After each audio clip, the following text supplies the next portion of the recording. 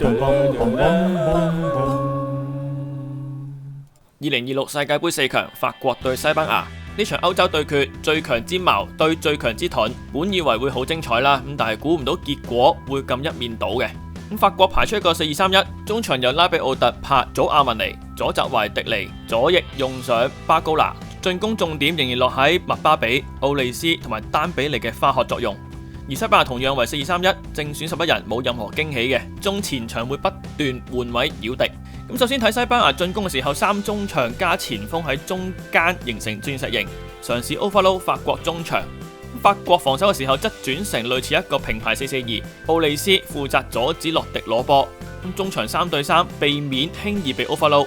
俾壓力嘅工作就落喺丹比利身上，從右邊逼西班牙中堅向左或者向後。但係西班牙球員用波能力高，好難完全封鎖到佢哋嘅傳球路線。丹比利飆出去之後，古古利亞就有空位啦。突破逼搶之後，西班牙中場開始做嘢，兩側嘅中場各自牽制法國雙中場之後，前鋒奧耶沙巴墮後中場中間攞波，有好多空位。咁雖然奧耶沙巴唔能夠轉身啊，但都已經成功擾亂到法國中場，吸引祖亞文尼轉移防守自己，從而將中場路易斯 free 咗出嚟，令法國中堅烏帕麥簡奴需要離開位置對位。當成功將中堅拉走之後，見到巴安娜、奧耶沙巴已經立即轉身走防線空位啦，即係佢哋已經好了解大家隊友係做緊啲乜嘢，可以互相補位。其次，丹比利被壓前嘅中堅拿破迪吸引，就會走甩咗古古利亞。祖亞文尼選擇唔跟奧耶沙巴，令到官迪變成1打2。法國進攻嘅時候，連同門將類似一個3中堅，雙中場喺中間形成3-2嘅組織基礎。西班牙逼搶嘅時候，奧耶沙巴喺最前邊嘗試弧線走位，逼你去另一邊。奧莫墮後少少，一邊封住中路傳球路線，一邊準備壓向中堅。中場路易斯壓前對另外一名中場。當法國門將成功從中間俾穿嘅時候，拉比奧特成功轉身，可以見到丹比利內切去到中間。而奧利斯稍微移到右路嘅時候，人數上同樣可以 overload 西班牙4-4-2嘅雙中場配置。但係法國前鋒都係速度型嘅球員，佢哋都會追求一下打穿防線，走身後空間，所以經常會貼近對方防線，準備向前跑嘅，導致同中場之間會出現斷層，唔夠立體。其次，你見到西班牙右閘撲羅已經 drop 後2-3個身位，避免被打穿噶啦。所以拉比奧特打唔穿，同時後有追兵，中場又冇其他選擇，最後只能夠焗住傳到腳俾巴高拿。但係巴高拿唔會意，仲向前跑緊嘅時候，人前波後傳出界。差唔多嘅情況，祖亞文尼喺雙箭頭之間位置攞波，轉身之後，麥巴比、奧利斯、巴高拿都企喺防線前邊兩側嘅 half space， 同祖亞文尼距離有啲遠，比較難直接打穿西班牙嘅中場線。加上奧耶沙巴同埋奧莫會非常積極回追，壓力之下更加令傳球難度增加。去唔到轉去左路嘅時候，麥巴比、奧利斯嘅企位亦都令西班牙一隊中場分開咗嘅，中間明顯出現空位。可惜嘅係法國冇人喺呢個位置去做文章。麥巴比發現嘅位置自己轉個靚身，但係可以見到喺佢嘅可視範圍之內呢，都係冇隊友幫手嘅。再加上剛剛提及奧莫係非常勤力會回追，令到麥巴比只能顧住保護皮球，冇空間時間去揾更遠嘅隊友。西班牙就睇通咗法國係依靠個人能力創造空間嘅進攻模式，隊友支援距離會較遠。但如果麥巴比係擺脫到對手，俾到佢右邊呢，就係2打1噶啦。所以西班牙嘅防線會收窄，盡量增加比直線嘅難度，然後中前場嘅球員都會盡快夾擊俾壓力。西班牙進攻繼續 overload 中路，甚至2名翼鋒會內切到中間 overload 法國嘅中場，逼佢哋嘅陣型收窄。兩邊則由壓前嘅2閘提供闊度。迪金斯就用拉比奧特同埋祖亞文尼打傷中場，目的就係想用體能、身形去破壞西班牙嘅中路組織。而且亞馬唔習慣喺中場小空間用波嘅。比賽初段，拉比奧特其實喺中場搶到唔少波。搶到波就到法國反擊啦。麥巴比邊度嘗試突破，停低之後嘗試望中間揾隊友，然後都唔難發覺中間有一大片空間係未能有效利用嘅。再加上西班牙球員迅速包圍麥巴比，一拖慢猶豫，壓力已經一浪接一浪。從前邊回防圍搶麥巴比嘅係奧耶沙巴同埋也馬，成功阻止法國反擊。麥巴比都要回後再組織啦。咁西班牙嘅洛迪有時會墮後形成三中堅，將闊度拉開，避開法國雙箭頭嘅防守範圍。咁兩邊中堅呢就會有空位大波壓前，右路出現一個人數上嘅優勢。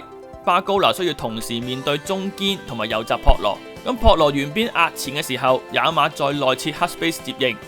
法國左閘嘅迪尼決定放棄也馬去跟撲羅，令到也馬喺黑 space 有一絲空間攞波。咁但係同樣也馬似乎唔習慣喺中路面對四方八面嘅壓力，再次俾拉比奧特食身位，失去控球權。西班牙中場路易斯壓前對祖亞文尼，咁壓前之後中場就得翻洛迪，被法國嘅拉比奧特同埋奧利斯2打1。當拉比奧特帶波上前嘅時候，中場洛迪一直封住拉比奧特傳入中間嘅路線，咁拉比奧特只能夠向前揾隊友，咁但係左翼巴高拿只顧住向前跑，想要直線，撲羅亦都繼續 drop 後封死一個直線位，令到拉比奧特根本比唔穿。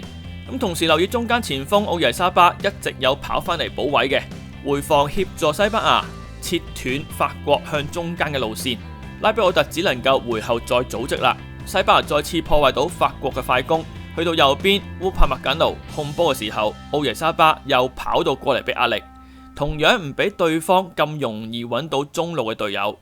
向右嘅選擇，身邊亦都有對手抹住，所以烏帕麥簡奴又只能夠向後再嚟過啦。但係佢望向中場嘅時候，發現根本冇隊友去支援佢。中場祖亞文尼墮後組織，拉比奧特剛剛走咗去左路呢，都冇意欲翻嚟中場幫手。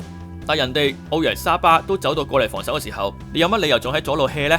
咁奧利斯又係咪要主動啲幫手組織呢？法國中場就係爭一個控制節奏、調度攻勢嘅球員。祖亞文尼喺最後攞住個波，另外兩個中場喺兩側 half space 牽制住西班牙雙中場嘅，但係冇人現身用中間空位去做 overload 啊。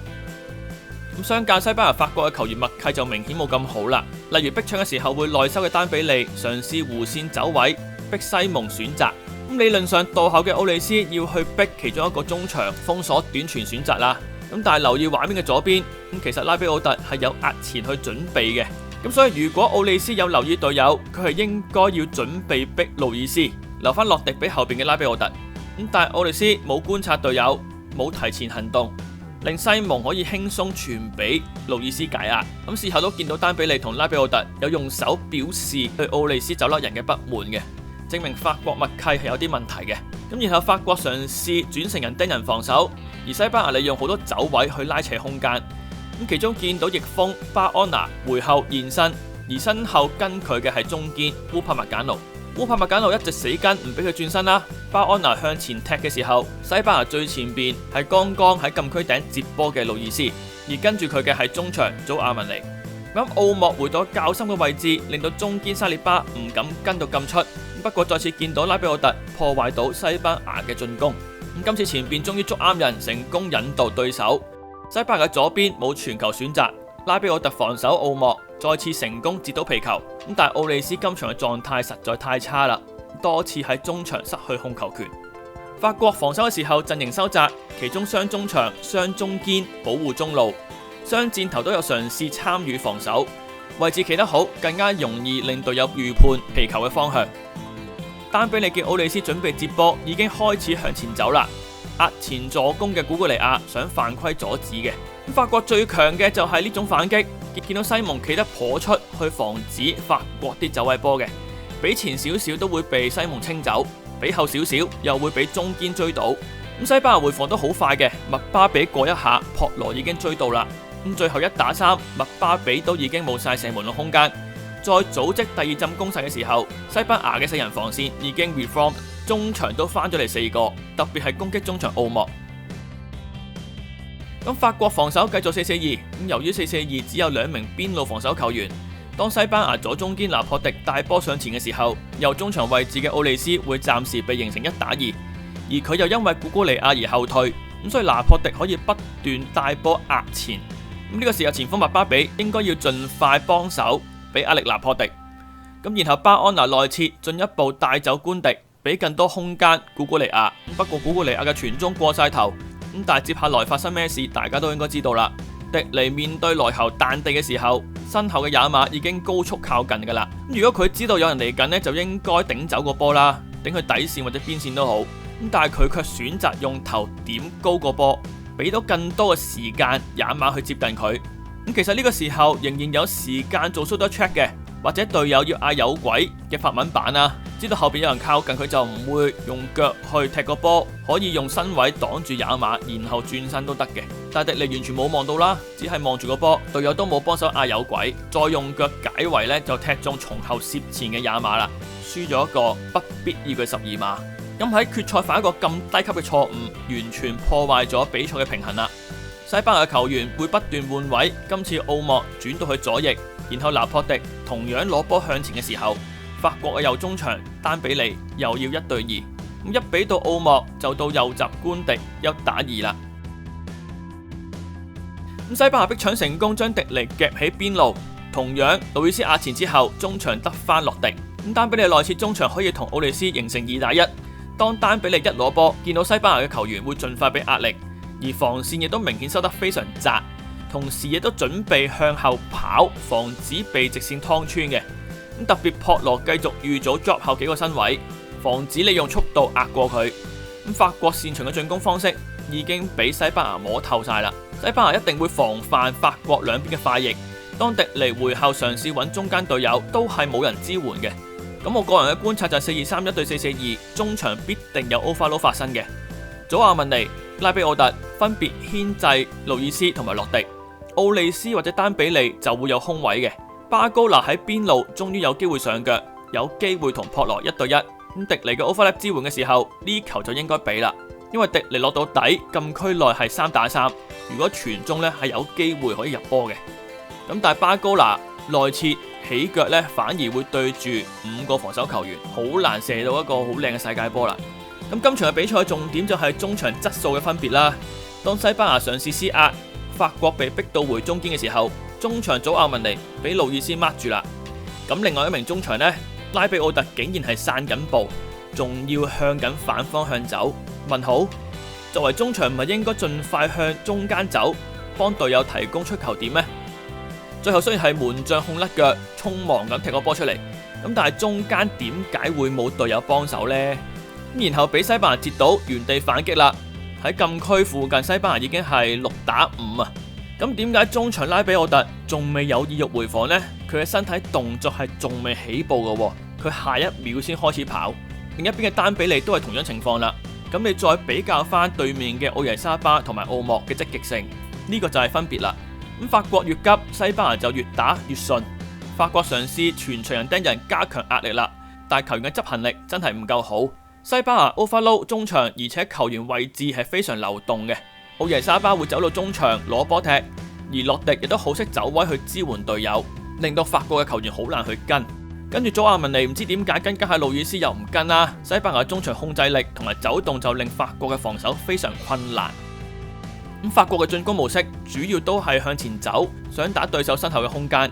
西班牙要守實在好容易，你會見到巴安拿唔會去跟奧利斯，反而去對波，因為只要盡快靠近麥巴比施壓，而法國嘅球員又只會向前跑嘅時候呢，麥巴比嘅傳球角度喺壓力之下只會越來越少。麥巴比冇得向前，又只能夠向後傳，然後再組織。麥巴比都係想要啲走位波去打身後嘅。但係西班牙球員已經完全有所準備，好難打得穿，甚至門將西蒙多次成為清道夫去清走呢啲過頭波。法國繼續嘗試人盯人施壓，但係西班牙走位實在太流動啦，輕易俾西班牙 overload。法國雙中場都壓前對西班牙雙中場嘅時候，中場中間就有更多空位俾奧莫。法國嘅中堅需要壓出嚟對啦，後場空間就自然更多。西班牙 keep 控球嘅功夫太好啦。法國撲極咧都好難俾到真正壓力西班牙，亦都好難搶到個控球。西班牙俾波走位 support 都好到位，又有個人技術又冷靜。法國中場繼續壓前對中場嘅時候，路易斯俾波立即走位拉空俾撲羅走翻出嚟。奧莫喺中場現身，又吸引到中場岡尼離開洛迪。咁右閘撲羅可以走入中間，彈兩彈法國球員都已經唔知應該跟邊個好啦。啲位都俾西班牙拉扯到亂晒。中場祖亞文尼俾路易斯帶到靠近邊路，岡尼則未揾到自己應該跟邊個啊？咁佢選擇咗跟洛迪，奧莫就喺中場完全冇人看管啦。法國整條中場線企位都錯晒嘅。當攻勢去到法國左路嘅時候，形成一個4打4啦。每個球員都有盯防目標嘅，本身問題不大。咁但係接連幾個犯錯。咁首先中場干尼太留意路易斯冇保護到中間嘅松14啦，另一名中場祖亞文尼亦都留意遠嘅洛迪，而冇保護近嘅更危險嘅位置，俾到機會博羅揾到中間嘅奧莫。咁所以點解成日強調松14呢？因為奧莫呢個位置對進攻嚟講接近萬能啦，佢可以轉身射波，然後可以傳波，而呢個位置一傳波呢已經進入心臟地帶，而法國一隊中場都冇去盡力保護呢個位置。咁其次就係迪尼跟也馬跟得太緊，冇維持防線嘅完整度啦，佢同中堅嘅距離隔得太遠，保護唔到黑 space 呢個空位。咁最後當然係博羅俾波之後，對位嘅道爾完全收步，冇去跟進博羅啦，俾博羅輕鬆單刀。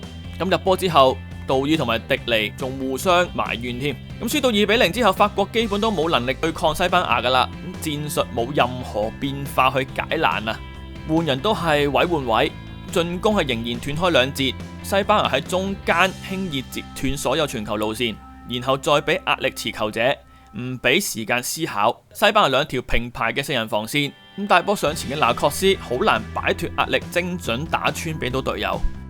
奧利斯攞波之後一樣啦，佢只有向前傳嘅選擇，西班牙就好容易封死傳球路線啦。然後迪尼又係跟得太貼也馬，而暴露咗同中堅之間嘅空位，係一個好低級嘅犯錯。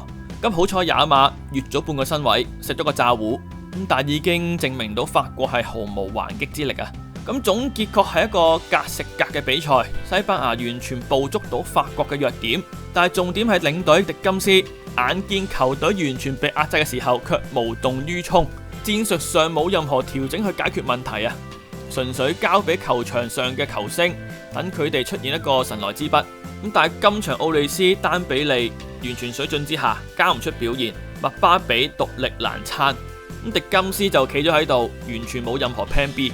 咁唯一可取嘅係正選用上拉比奧特同埋祖亞文尼，比較體力化、工兵型嘅中場去破壞西班牙嘅 overload 啦。上半場未失波之前呢都 OK 嘅。兩隊都打成均勢嘅，仲打到幾次反擊添。咁但係嗰球12碼真係破壞咗整場比賽嘅平衡。當西班牙拎住一球唔急於進攻嘅時候，法國係完全冇辦法搶到控球，更加唔好講打反擊啦。咁然後法國嘅球員越急越錯，越個人主義就越跌入西班牙嘅陷阱。咁都係嗰句啦，咁教練團係應該要俾球員適當嘅指示方向去解決混亂同埋問題。咁但係整場比賽都見唔到。由輸12碼開始，法國就冇好過啦。咁完全估唔到本應精彩嘅比賽會變到咁一面倒嘅。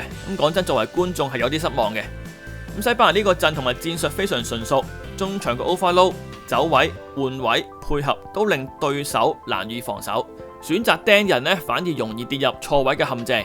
咁再加上防守，所有球員都非常願意回防。奧耶沙巴、奧莫多次全速回防，俾壓力對手，破壞反擊機會。